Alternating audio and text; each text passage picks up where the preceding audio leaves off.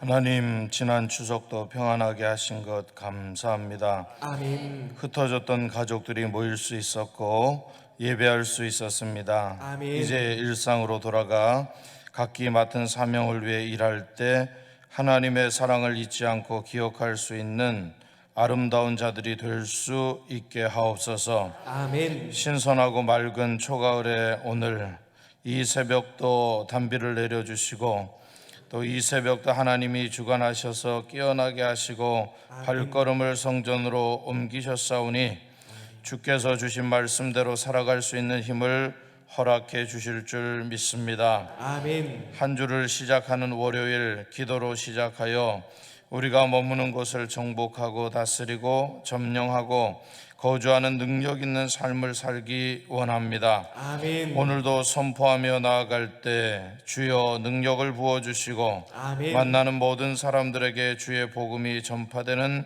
역사가 있게 하옵소서. 아멘. 특별히 병들고 지쳐있는 사랑하는 지체들에게 다시 일어서는 은혜가 있게 하시고 아멘. 용기를 허락하여 주셔서 삶의 자리가 찬양과 감사와 기쁨의 자리로 변화될 줄 믿습니다. 아멘. 주님을 찬양하는 월요 새벽 찬양팀 찬양할 때마다 하나님이 주시는 감동이 있게 하셔서 아멘. 이 사명을 잘 감당하게 하시고 아멘. 하나님께서 기뻐 받으시는 찬양이 되게 하옵소서. 아멘. 사랑하는 성도들 마음과 뜻과 정성을 다해 하나님께 예물을 드립니다. 예물에 담긴 정성을 기억하셔서 아멘. 소원하는 모든 것들이 주의 뜻 안에 이루어 주시고 아멘. 성도들의 가정과 기업과 비전과 내일의 모든 것을 열어 주옵소서. 아멘. 예수 그리스도의 이름으로 기도드리옵나이다. 아멘. 오늘 우리에게 주시는 하나님의 말씀은 구약 성경 사사기 2장 1절로부터 5절까지입니다. 구약 성경 사사기 2장 1절로부터 5절까지입니다. 교독하시겠습니다. 여호와의 사자가 길갈에서부터 복임으로 올라와 말하되 내가 너희를 애굽에서 올라오게 하여 내가 너희의 조상들에게 맹세한 땅으로 들어가게 하였으며 또 내가 이르기를 내가 너희와 함께한 언약을 영원히 어기지 아니하리니 너희는 이 땅의 주민과 언약을 맺지 말며 그들의 제단들을 헐라하였거늘 너희가 내 목소리를 듣지 아니하였으니 어찌하여 그리하였느냐. 그러므로 내가 또 말하기를 내가 그들을 너희 앞에서 쫓아내지 아니하리니 그들이 너희 옆구리에 가시가 될 것이며 그들의 신들이 너희에게 올무가 되리라 하였노라. 여호와의 사자가 이스라엘 모든 자손에게 이 말씀을 이름해 백성이 소리를 높여 운지라. 우리 함께 읽습니다. 시작. 그러므로 그곳에 이름하여 복임이라 하고 그들이 거기서 여호와께 제사를 드렸더라. 아멘. 오늘 이 새벽에도 나오신 저와 여러분들에게 하나님의 복과 은혜가 넘쳐나실 수 있기를 주의 이름으로 축원합니다. 또 이제 대체 휴일, 이제 명절 마지막 시간인데 여러분들이 만나는 모든 사람들에게 예수 그리스도를 전할 수 있는 귀한 계기가 되실 수 있기를 주의 이름으로 축복합니다. 여러분 한번 울어보셨나요?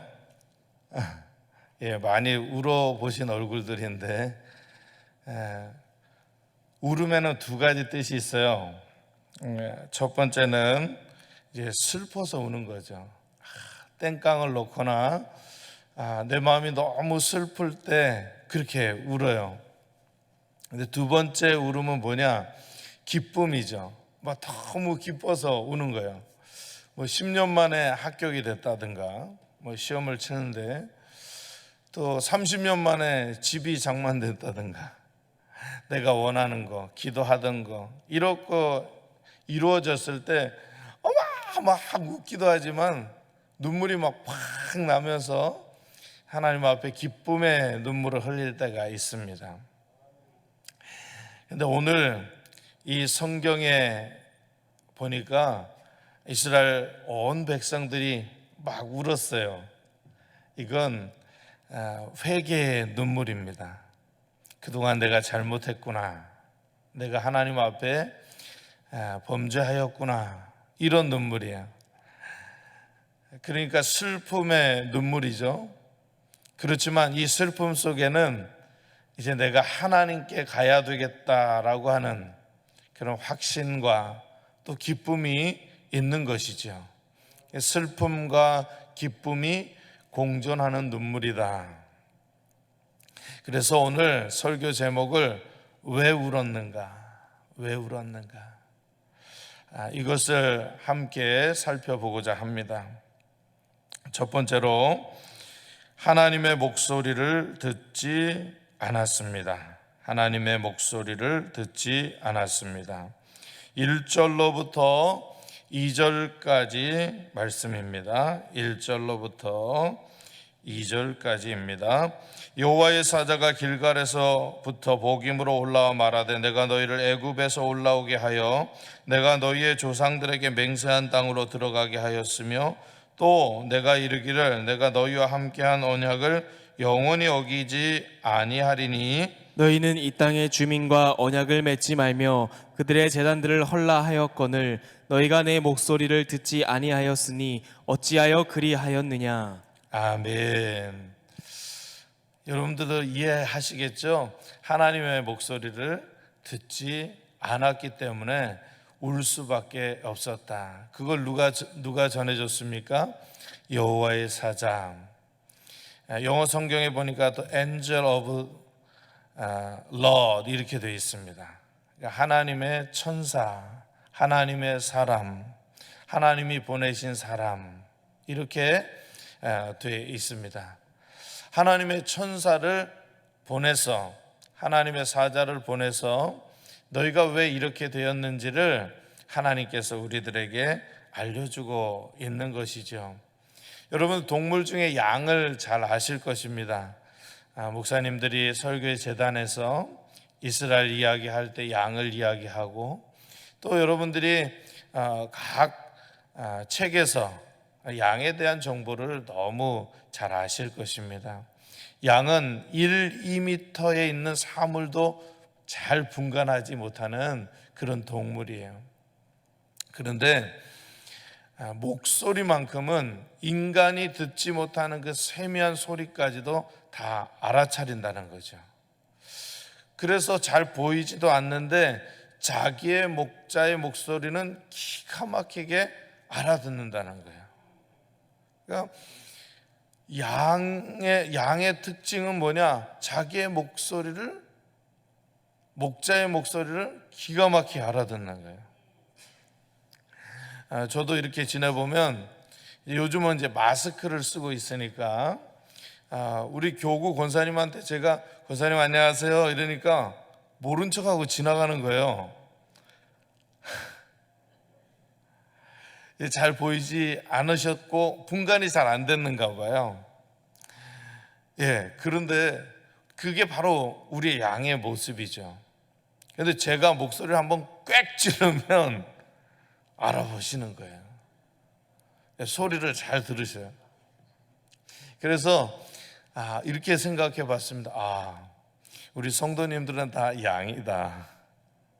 눈이 조금씩 흐려지지만 목소리는 잘 들으시는구나, 이 생각을 하게 되었습니다. 여러분, 하나님의 목소리를 잘 들으실 수 있기를 주의 이름으로 축복합니다. 사사기 1장에 보니까 여호수아가 죽은 후에 이스라엘 백성들이 하나님께 묻고 하나님께 답을 얻는 그런 백성들이었습니다. 그런데 2장에 가니까 갑자기 이스라엘 백성들이 변해버렸어요. 하나님의 은혜는 저만치 떠나보내고 갑자기 하나님의 말씀을 듣지 않는 백성이 되었다. 유다가 올라가서 다 하나님이 명령하신 그 땅을 정복했음에도 불구하고 아직까지 가나안 족속들을 다 몰아내지 않았기 때문에 참 하나님께서 그 뒤의 역사를 하나님의 명령대로 하지 않았기 때문에 이스라엘 백성들이 계속해서 가나안의 우상과 그들의 백성들이 시키는 대로 물들어 버린 겁니다. 그래서 하나님의 목소리를 듣지 않았다라고 하는 것이죠. 여기 보니까 2절 하반절에 이렇게 이야기하고 있습니다. 내 목소리를 듣지 아니하였으니 어찌하여 그리하였느냐? 어찌하여 그리하였느냐? 이렇게 되어 있어요. 우리가 하나님의 목소리를 듣지 않게 되면 다른 사람에게 다른 것에 마음이 집중된다라고 하는 것을 오늘 볼 수가 있습니다. 사무엘상 13장에는 비슷한 이야기가 나옵니다. 이스라엘 백성들이 선지자 사무엘의 말을 듣지 않고 자기의 생각대로 행동한 거죠. 사무엘이 와서 예배를 진행해야 되는데 왕 사울이 이미 진행해 버린 거죠. 사울이 mikmas와 베델산에서 블레셋과 전투를 앞두고 있었습니다. 사무엘과 다 약속을 하고 예배를 드리자 이렇게 돼 있어요. 여러분들이 사무엘상 13장을 보시게 되면 이스라엘과 이 블레셋의 병력을 비교할 수가 있어요. 이게 싸움이 되지 않는 그런 싸움이다. 제가 알려드릴게요. 블레셋의 군인이 병거가 3만, 마병이 6천, 백성은 해변의 모래와 같이 많았더라. 이렇게 기록하고 있거든요. 근데 이스라엘 백성은 얼마냐? 3천 명. 그것도 이 mikmas와 베델산에 2천 명이 있는 거예요. 그리고 기브아에 1,000명이 있는 거예요. 그러니까 2,000대 수많은 사람들과의 싸움이다.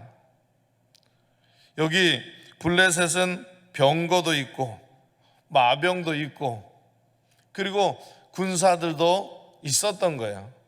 근데 이스라엘 백성들은 딱 2,000명이 사울과 있었던 거죠. 성경은 그렇게 이야기합니다. 그것을 본 이스라엘 백성들이 다 굴로 숨어들었다. 수풀에 숨어들었다. 이렇게 되어 있습니다. 이스라엘 사람들이 위급함을 보고 절박하여 굴과 수풀과 바위 틈과 은밀한 곳과 웅덩이에 숨었다. 이렇게 기록하고 있습니다. 여러분, 그러니까 불안이 찾아온 거예요. 두려움이 찾아온 거죠. 그래서 굴로 숨어들었습니다. 이와 같은 상황이 벌어지기 전에 또 이와 같은 상황 속에서도 우리가 하나님 앞에 예배드리고 하나님의 명령대로 행하면 우리가 새롭게 되고 변화될 터인데 사람이 그렇게 하지 못했다는 거죠. 이스라엘 백성들도 못했고 우리도 그렇게 하지 못할 때가 있다라고 하는 겁니다. 하나님의 목소리를 듣지 않는 거예요. 근데 제가 사무엘상 13장에서 말하려고 하는 게 뭐냐? 이제 사울이 이제 제사를 드리고 딱 완료할 때쯤 사무엘이 도착한 거예요. 근데 사무엘이 이렇게 이야기합니다. 사무엘이 왕의 하나님 여호와께서 내리신 명령을 지키지 아니하였도다. 사무엘상 13장 13절에 보면 왕의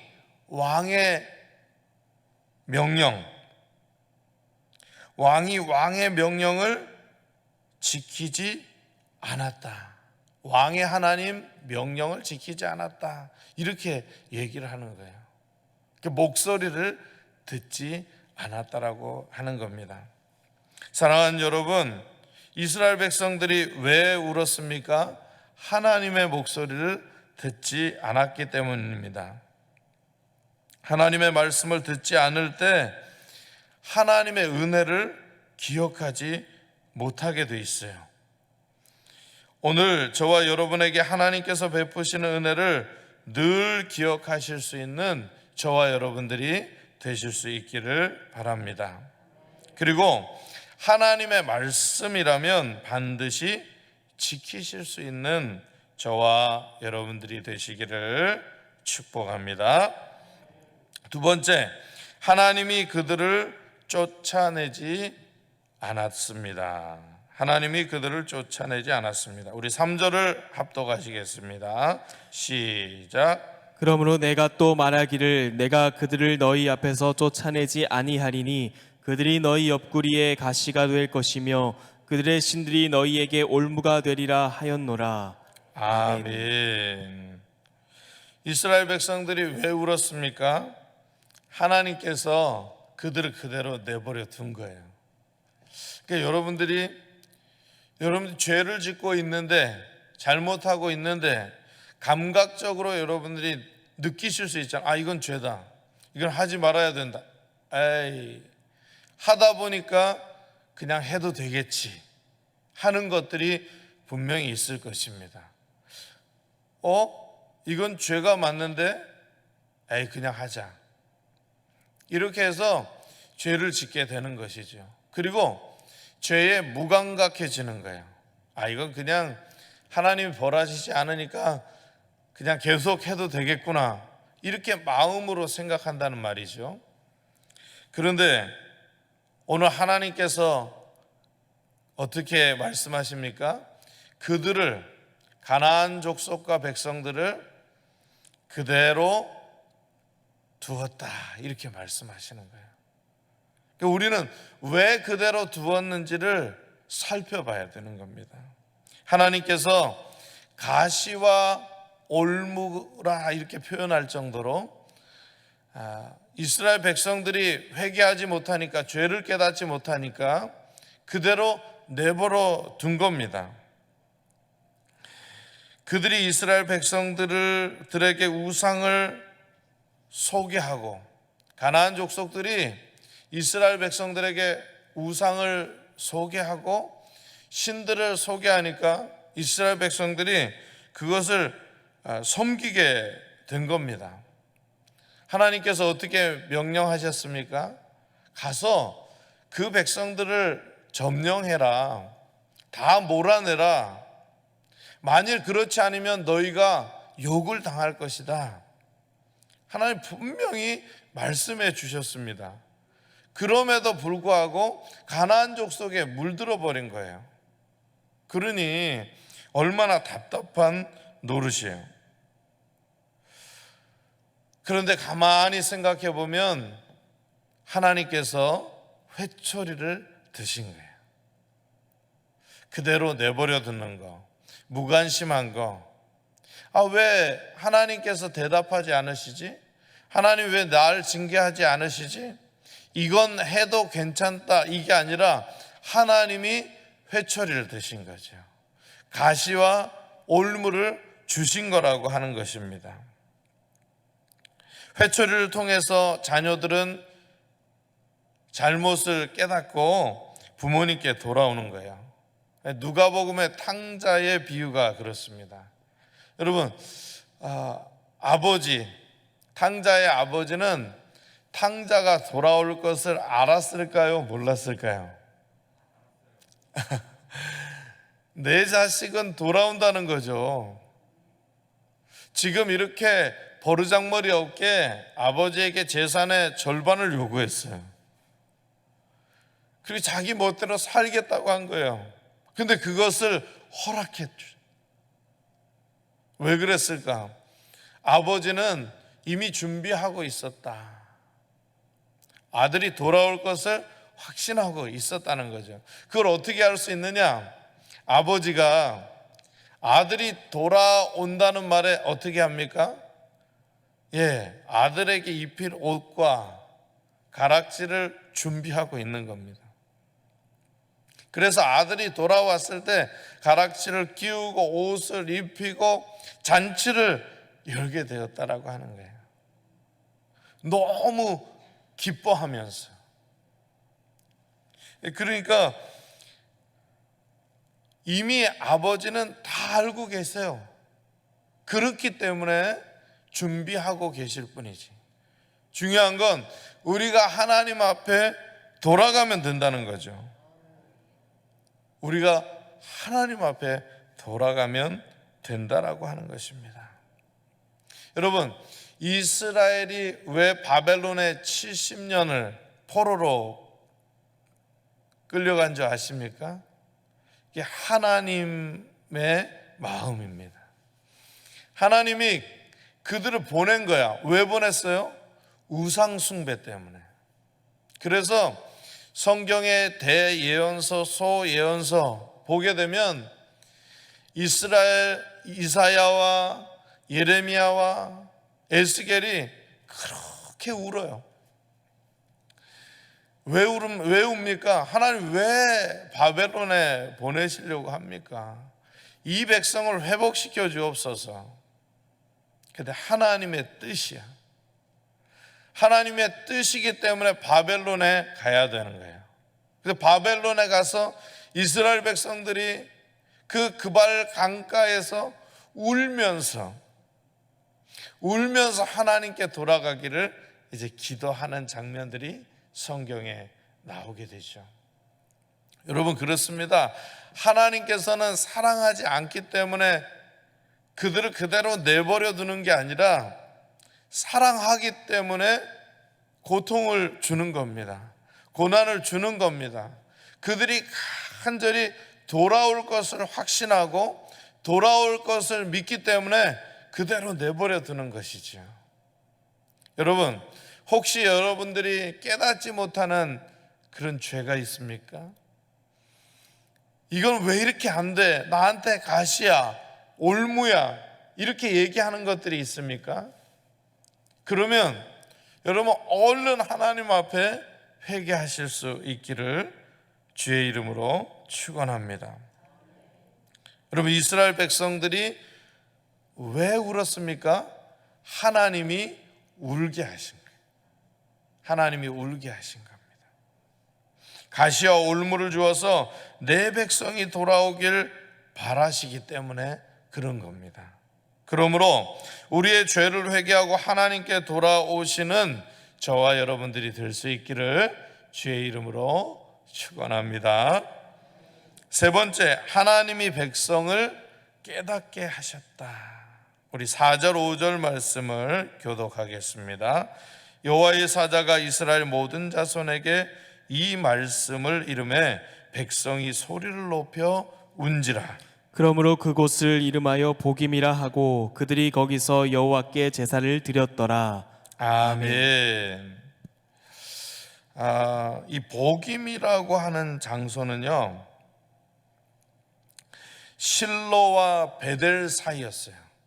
그러니까 역사적으로 이 복임이라는 장소가 어떤 장소다, 마을 이름이 밝혀지지 않았어요.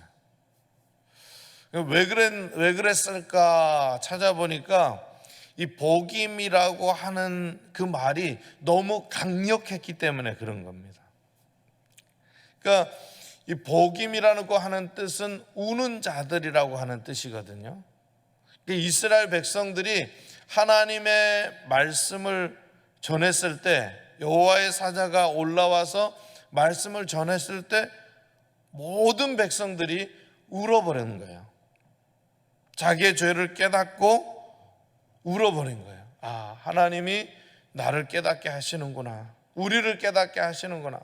그래서 울어버린 거예요. 그 울음소리가 얼마나 간곡하고 얼마나 컸는지 그 이름이 복임이라고 바뀌었다라고 하는 거예요. 그리고 그 이름이 오늘날까지 왔다는 겁니다. 그러니까 그때 이스라엘 백성들이 얼마나 울었는지, 회개했는지 그걸 알 수가 있는 것이죠. 이스라엘 백성들이 왜 이렇게 울었습니까? 자기 죄를 깨닫게 되었기 때문이죠. 하나님이 이스라엘 백성들에게 너가 그거 죄다라고 하는 것을 강하게 깨닫게 하신 거예요. 이게 얼마나 감사한 일입니다. 우리가 막 기도하다 보면 어떤 곳에서는 막 우는 소리가 들립니다. 그러면 여러분들이 혹시라도 막 걱정하고 막 이렇게 하시죠? 근데 그런 분들은 가끔 내버려 두셔야 돼요. 가서 깨우거나 뭐 이렇게 하면 안 돼요. 왜냐하면 그 마음속에 하나님과 대화하기 때문에, 그 마음속에 죄가 느껴지기 때문에 엉엉 울게 된다라고 하는 것이죠. 이 복임이라고 하는 장소에서 하나님께서 하나님의 사자를 보내서 이제 죄를 깨닫게 했을 뿐만 아니라 거기에 울고 나서 제사를 드렸더라, 이렇게 되어 있습니다. 5절 말씀, 그러므로 그곳 이름을 복임이라 하고 그들이 거기서 여호와께 제사를 드렸더라. 여러분, 그냥 울고 끝나면 아무 소용이 없는 겁니다. 울고 그냥 내 마음에 그냥 평안을 얻고 위로를 얻고 이러면 자기 평안과 자기 만족이 되겠지요. 근데 어떻게 했느냐? 제사를 드렸더라. 여호와께 제사를 드렸더라. 로마서 12장 1절로부터 2절 말씀을 보면 이렇게 말씀합니다. 너희 몸을 거룩한 산 제물로 드리라. 예배가 뭔가? 너희 몸을 거룩한 산 제물로 드리라. 여러분, 이 뜻은 이 세대를 본받지 말고 오직 마음을 새롭게 함으로 변화를 받아 하나님의 뜻을 분별하는 거예요. 죄를 깨닫고 예배를 드리는 이유가 무엇인가? 분별하는 거예요. 이게 죄고 하나님의 뜻이 어떤 것인지를 분별하는 거예요. 그냥 왔다 가고 이게 아니라, 예배는 뭐냐? 하나님 앞에 나의 죄를 내려놓고 하나님이 용서하시는 그 모든 상황을 깨닫고 내가 이러면 안 되겠다, 아니 여기에서 벗어나 하나님이 원하시는 뜻대로 살아야 되겠다, 옳게 살아야 되겠다, 그렇게 살면 안 된다라고 하는 것을 분별하는 거예요. 그리고 그렇게 살아가는 것이다. 여러분들은 거룩한 산 제사로 오늘 이 시간 예배를 드립니까? 이걸 매번 점검하셔야 되는 거예요. 졸릴 때는 그냥 자겠죠. 그러나 여러분들이 조금이라도 정신이 드시고 마음이 새로워지시면 하나님의 전에 와서 맨 먼저 그것을 점검해야 되는 겁니다. 하나님, 제가 제대로 살고 있습니까? 하나님의 뜻은 무엇입니까? 오늘도 강단에서 선포되어지는 이 말씀이 저에게 하시는 말씀입니다 라고 그 말씀을 마음판에 새기고 그 말씀을 붙들고 하루를 씨름해야 되는 겁니다. 그게 예배고 예배하는 자의 태도라고 하는 것이죠. 여러분, 구약 성경에서 계속 얘기하는 게 뭐냐? 우상 숭배하지 말라. 하나님이 너희들을 사랑하는데 왜 하나님의 마음을 아프게 하느냐? 우상 숭배하지 말고 하나님께로 돌아오라, 이 얘기입니다. 그리하면 내가 너에게 복을 줄게 라고 하는 게 구약 성경에서 우리들에게 말씀하고 있는 것입니다. 사무엘상 24장을 여러분들 보면 사울의 눈물이 나와요. 다윗도 많이 울었지만 사울이 우는 장면이 나와요. 어땠을 때? 자기의 아들처럼 여겼던 다윗, 생명처럼 여겼던 다윗, 그 다윗을 맨날 잡으러 가는 겁니다. 그날도 첩보를 듣고 다윗을 잡으러 갔어요. 근데 굴에 깊숙이 다윗이 있었는데 그 굴에 사울이 찾아온 거예요. 그리고 사울이 용변을 보고 이렇게 나갈 때 한참 거리를 두고 다 나가고 자기도 뒤따라서 가면서 조금 사울과 거리가 있고 멀어졌을 때 다윗이 사울에게 절을 합니다. 그러면서 어떻게 얘기하느냐, 자기를 죽이려고 하는 그 왕을 향하여 나의 왕이여 이렇게 얘기해요. 뿐만 아니라 내 아버지여 이렇게 얘기해요. 여러분, 자기를 죽이려고 하는 사람한테 그런 말이 나올까요?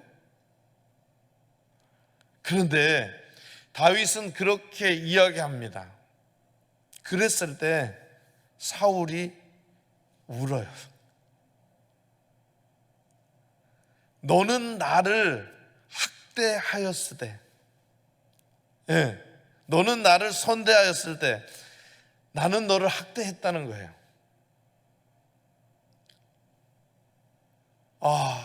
사울이 이제 드디어 울기 시작합니다. 자기는 다윗을 학대했다는 거죠.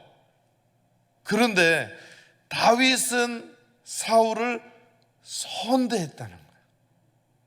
그러면서 다윗의 영원한 나라를 축복하는 장면을 보게 됩니다. 여러분, 누가 깨닫게 한 겁니까? 다윗이 사울을 깨닫게 한 겁니까? 하나님이 다윗의 마음을 주관해 주셔, 하나님이 사울을 깨닫게 하신 것이에요. 여러분, 오늘도 하나님이 우리를 깨닫게 하시는 거예요. 우리가 울 때, 하나님의 말씀을 듣고 울 때 하나님이 우리를 깨닫게 하시는 거예요.